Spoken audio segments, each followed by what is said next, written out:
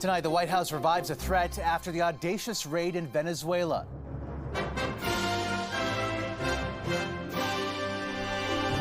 All options on the table. Nobody's going to fight the United States militarily over the future of Greenland. And Donald Trump's new directive to Venezuela, how much oil he is ordering that country to sell to the U.S. The Prime Minister tries to reassure producers here. Canadian oil will be competitive because it is low risk. His message and what the opposition is saying. And a dead of winter disaster. The so-called Quebec ice castle that's far from a fairy tale. The warning on how to protect your home.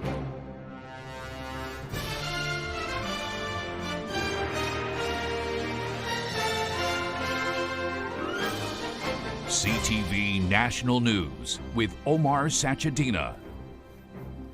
Good evening and great to be back with you. New threats of American expansionism today coming straight from the White House just days after Washington's brazen operation in Venezuela.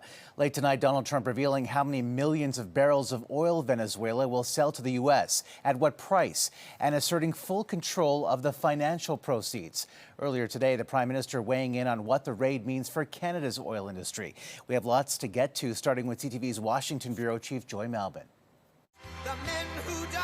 The U.S. president took a victory lap at the renamed Trump Kennedy Center, reveling in U.S. military might that captured former Venezuelan President Nicolas Maduro, now in a U.S. prison charged with narco-terrorism. We sort of got him a little by surprise, but it was brilliant tactically. Venezuela may be just the beginning after Trump's closest aide said this. Nobody's going to fight the United States militarily over the future of Greenland. The White House in a statement said the president and his team are discussing a range of options to acquire Greenland, a Danish territory, adding utilizing the U.S. military is always an option. We are talking about a NATO-allied country, so of course it is appalling and it is very frankly stupid. The president touted his foreign policy doctrine. His picture on a State Department post says this is our hemisphere. The president says we're going to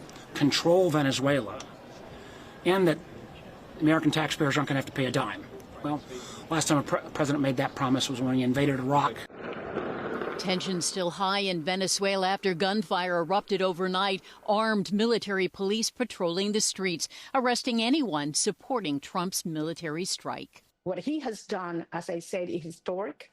It's a huge step towards a democratic transition. But is it? Maria Machado may be the democratically elected opposition leader, but Trump is more focused on oil infrastructure than elections, supporting Maduro's hand-picked successor instead. The initial hopes that the departure of Maduro might represent a change in this hated regime have been dashed, seemingly endorsed by the United States. And tonight, Donald Trump announced Venezuela will sell up to 50 million barrels of oil exclusively to the U.S. at market price, to be controlled by him and to benefit the people of Venezuela and the United States.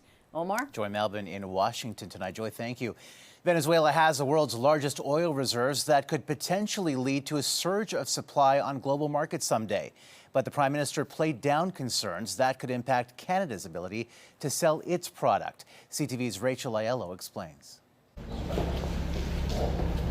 The Prime Minister is facing new pressure to ensure Canadian oil remains competitive in light of U.S. President Donald Trump pledging to rebuild Venezuela's energy sector. We're going to take back the oil that, frankly, we should have taken back a long time ago. Asked today what impact this could have on Canadian exports, Mark Carney said while a functioning Venezuela could eventually produce more oil, his government is working to expand domestic access to new overseas markets. We welcome the prospect of greater prosperity in Venezuela, but we also see the competitiveness of Canadian oil, and we're investing, or we're putting in place measures so that that's going to happen. Carney's remarks came after Conservative leader Pierre Poilievre called for him to rapidly approve a new West Coast pipeline. In a letter to the Prime Minister, Poilievre said every barrel the United States sources from Venezuela could mean one less barrel these refineries would buy from Canada. Though experts say it will take several years and major investments before Venezuela could outpace the 4.5 billion barrels of crude that Canada produces per day.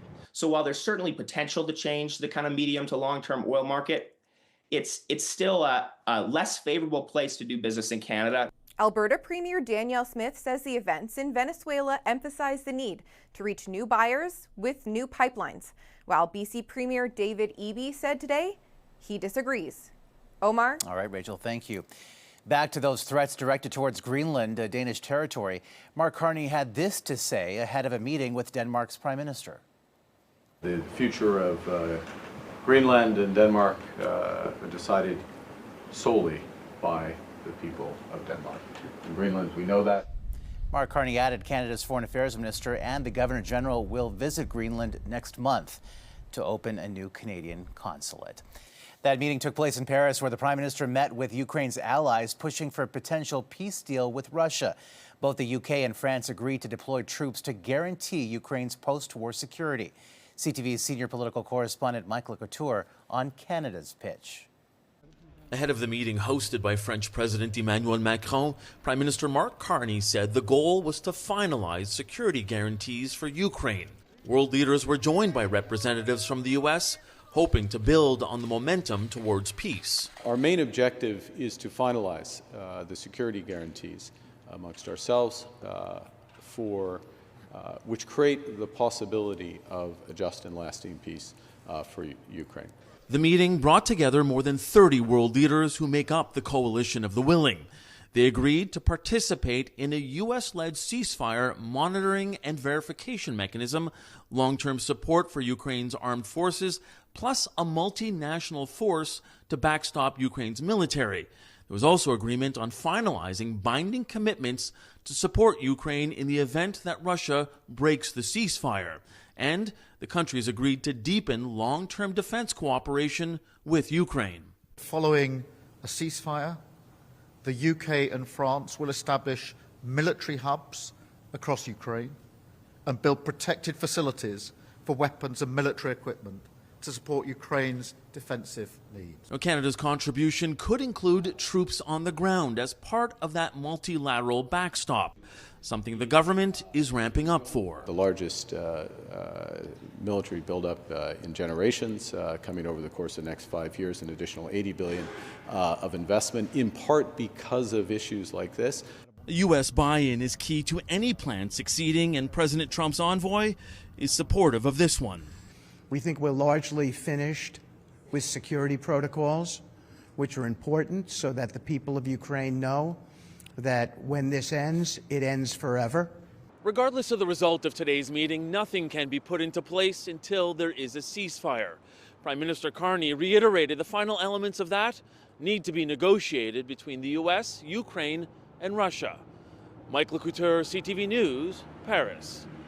In neighboring Switzerland, authorities have revealed the ski resort bar that was the scene of a fatal fire that killed 40 people and injured more than 100 more had not been inspected since 2019.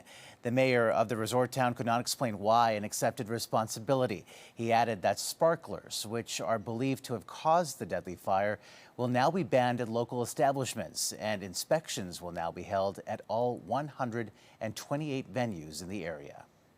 And a moving tribute, about 1,000 skiers forming a giant heart in the Swiss Alps to honor the victims who died in the disaster. To Spain now, where one of Quebec's most wanted fugitives has been arrested. Quebec provincial police revealed Juan Pablo Serrano was arrested in November thanks to a joint operation with Spanish authorities and Interpol. He was allegedly wanted for selling information from a 2019 Desjardins Group data breach on the dark web. Back here at home in Nova Scotia, a teenage boy has died of his injuries after he was attacked by 3 dogs on the weekend. Here's CTV's Paul Hollingsworth on what we know so far. This quiet, rural Nova Scotia community is in shock, reeling from this tragedy. The 13-year-old boy who was attacked by 3 large dogs died yesterday. The attack happened on this road on Saturday when the boy was riding his bike. Police, fire, and emergency health services crews responded to this area just after 5 p.m. late Saturday afternoon. The boy was then airlifted to hospital in Halifax. The 3 dogs were all euthanized by a veterinarian. The teen was in the 8th grade at Shelburne Regional High School. In a statement, the Tri-County Regional Center for Education said supports are in place at Shelburne Regional High and neighboring schools today and in the days ahead, including psychologists and counselors. In a separate statement, the local municipality added, "We extend our most sincere condolences to his family, friends, classmates, and all who are grieving this unimaginable loss." The RCMP said they will not comment further until this investigation is completed. Paul Hollingsworth, CTV News, Welshtown, Nova Scotia. A Winnipeg man is speaking out after what he describes as an agonizing 11-hour wait for an ambulance. Ken McKinnon never expected to spend both Christmas and New Year's Eve in a hospital bed. While walking to his car, he slipped on ice, tried to get up, but couldn't, forced to remain lying down on the road. I was just breathing through the pain. I was taking Tylenol and ibuprofen, and nothing was helping. And I basically just couldn't move. Like if I moved like even slightly, a millimeter, I would be in shocking pain. McKinnon says he was transported to Grace Hospital in Winnipeg, where he received surgery for a fractured hip. The city confirmed it was dealing with a staffing shortage. A Calgary woman desperately hoping to find her missing sister has been preyed on by heartless scammers. Someone sent her a disturbing AI-generated photo on social media and demanded a ransom. CTV's Jacqueline Wilson has the reaction. Shelby Erickson won't give up hope. Her sister, missing since last spring, is alive. She always was such a loving person and caring person. Like she cared for all animals and all people. Deanna Erickson was last seen getting off of a bus near the Shoppers Drug Mart in Walden on June 6th around 11 p.m., seeming disoriented. Shelby thinks she asked a stranger for a ride home. Deanna didn't just take off, or she didn't just vanish. Like she has to, someone knows something, and they're just not coming forward. Police say the case remains open, and Shelby frequently posts about her search on social media. And that's where, in December, someone tried to scam her out of $10,000. The fraudsters used artificial intelligence to make a fake picture of Deanna tied up and being held hostage in a van, and told her to send them the money through Bitcoin or they'd kill her. At that time, I was just like in shock and so scared, and I was going to go to the police right away. Police say artificial intelligence has become an increasing problem, and missing person cases are a target. We're starting to see in missing persons cases where victims are being contacted by criminals who are trying to extort them out of funds. You simply can't believe your eyes anymore. Somebody shows you an image, immediately you have to question, is that real or is that AI? And in this case, it was a really nasty use of it because they created an alleged ransom photo of this person and their family's been looking for them. So it's quite a cruel hoax. The incident hasn't stopped Shelby's drive to find answers. She's started a GoFundMe to raise money for a reward and to support the search effort. Anyone with information about Deanna's whereabouts is asked to contact police or Crime Stoppers. Jacqueline Wilson, CTV News, Calgary. And staying in Calgary, a shocking video has emerged on social media of someone trying to throw a traffic pylon off a high-rise balcony. The person struggles with the weight of the pylon before sending it crashing onto the sidewalk below. Luckily, no one was hurt. Police say a 28-year-old woman has been charged with mischief causing danger to life. A home in Quebec is now being called an ice castle after a water disaster. The images are striking, serving as a reminder of how to take care of your home in the winter. Here's CTV's Quebec Bureau Chief Geneviève Beauchemin. Much of this two-story apartment is now locked in ice, frozen in time. Some of the scattered frozen piles look like chiseled ice sculptures, but these were shaped by misfortune. This is an extreme case, says owner Jacques No. The tenant left on vacation and probably wanted to save money on electricity. We know everything is more expensive these days, and he turned off the heat. Now, the owner isn't quite sure when this happened, but the pipes froze, the toilet cracked, and liters of water flowed out and froze in this cold winter. Ice-encased appliances, and it's about 30 centimeters thick on the kitchen floor. This ice castle, as neighbors call it, isn't quite as palatial as Edmonton's, built for fun with its caverns and archways. And it's not exactly as magical as Elsa's castle in Disney's Frozen. Whoa! Now that's ice. I might cry. The owner here too might have cried, but is busy tending heaters to melt the ice. That was an icicle falling off the ceiling. Once the ice is melted, the unit will have to be stripped and rebuilt to be a cozy, warm home once again. The tenant hasn't paid his rent in over 6 months and has now been evicted. The apartment owner says this is a good reminder to us all not to turn the temperature all the way down to keep our homes safe and warm. Geneviève Beauchemin, CTV News, Montreal. Coming up. It was scary. I just was thinking of my daughter. Why a Venezuelan judge was forced to flee to Canada to escape the Maduro regime.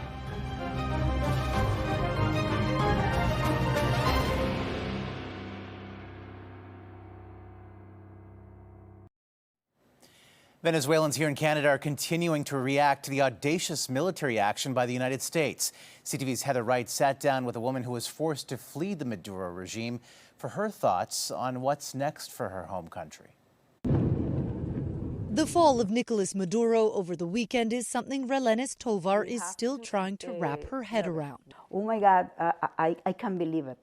I couldn't believe it. I said, oh my God, finally? It's a dream? It's real? Before fleeing to Canada with her daughter and husband in 2017, Tovar was a judge in Venezuela. She says she was forced to sign an arrest warrant for Maduro's political opponent, threatened with prison if she didn't. It was scary. I just was thinking of my daughter. But the threats didn't end there. She says she was followed, her phone was tapped, and suspicious men showed up at her daughter's school. That's when she fled to Canada and claimed refugee status in Toronto. While the U.S. military actions in Venezuela have been criticized by both allies and adversaries, Tovar celebrates the removal of a dictator she describes as evil. He's a narco. He trafficked drugs. He killed people. And while Tovar and her daughter Maria feel a sense of relief with Maduro gone, they worry there won't be real change with most of his regime still in power. He just got one guy out of the whole 6, which we appreciate a lot, but it's not over until he gets all of those people out. The rest of the regime is there, it's still there. So it's not that real freedom.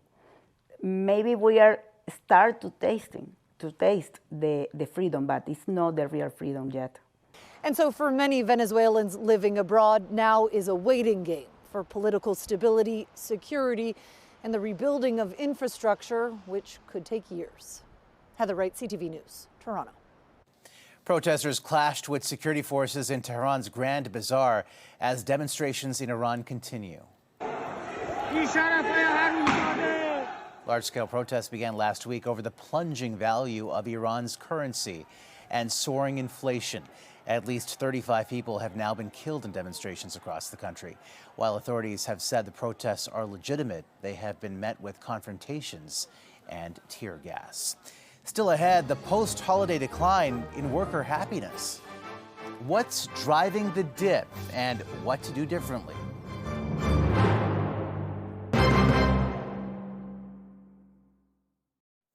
For many Canadians, returning to work after the holidays can be a daunting task. CTV's Maria Saru explains what experts are calling the time off tax.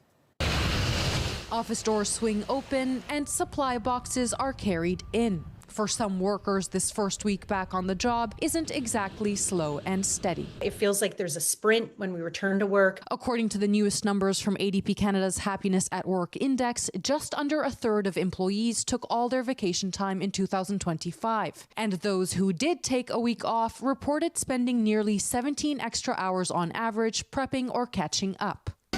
Workplace experts call that a time-off tax, adding when employees are worried about the pileup, it's harder to really switch off. You don't get the same kind of refresh and you don't come back re-energized and ready to take on what comes at you in the new calendar year. ADP Canada's Heather Haslam adds there's lots leaders can do to role model and encourage healthier habits. Making sure that there's backup, making sure that there's adequate documentation for policies, doing some cross-training. And for employees, the new year offers an opportunity to set better boundaries. Our personalities have this guilt. Rest is a 4-letter word, but we don't realize that being productive and engaged and doing better at our job requires it. The strain can show up in worker sentiment. In December, the country's workforce happiness score was 6.8 out of 10, down slightly from November. Atlantic Canada came in just above that at 6.9, but fell more sharply from 7.5. As people filter in and out of office buildings like this one, workers across the Atlantic provinces report better work-life balance, but they can carry a heavier time-off tax. So the advice from experts this week is to ramp up rather than race. Maria Saru, CTV News, Charlottetown. Still ahead, how the newest Blue Jays acquisition will fit into the team's already stacked lineup.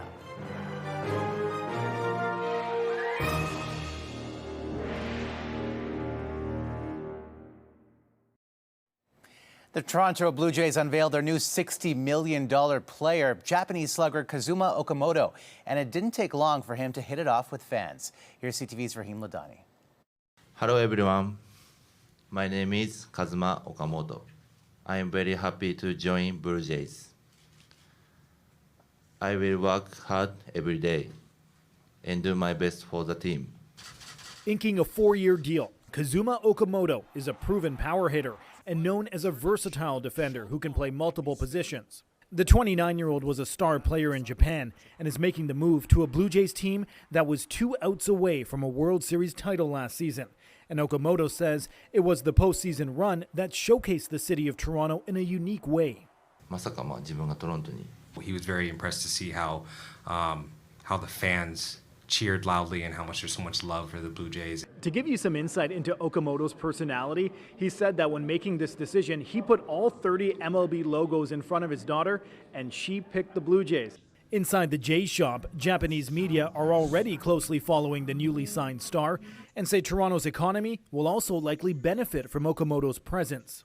Okamoto is one of the greatest baseball players in Japan, and coming to MLB, I think this is a great thing. And a lot of fans wants to come in Toronto. Even my sister. The Jays are sending a message this offseason. They're reloading for another World Series appearance. This offseason, they've already spent over $300 million in contracts. To put that in perspective, that's 130 more than any other team. They're doing their best to be like the Los Angeles Dodgers. There are still some question marks surrounding the team's roster. Primarily, are the Jays still pursuing free agent Bo Bichette? While general manager Ross Atkins wouldn't say directly, he did share this interesting observation. Additions at this point will start to cut away at playing time from players that we feel are very good major league pieces, so we have to factor that in. And the clock is ticking for any more moves, with spring training 46 days away. Rahim Ladhani, CTV News, Toronto. And Toronto's first game against Philadelphia. That's a snapshot of this Tuesday for all of us at CTV National News. Thank you for watching. Good night, and see you tomorrow.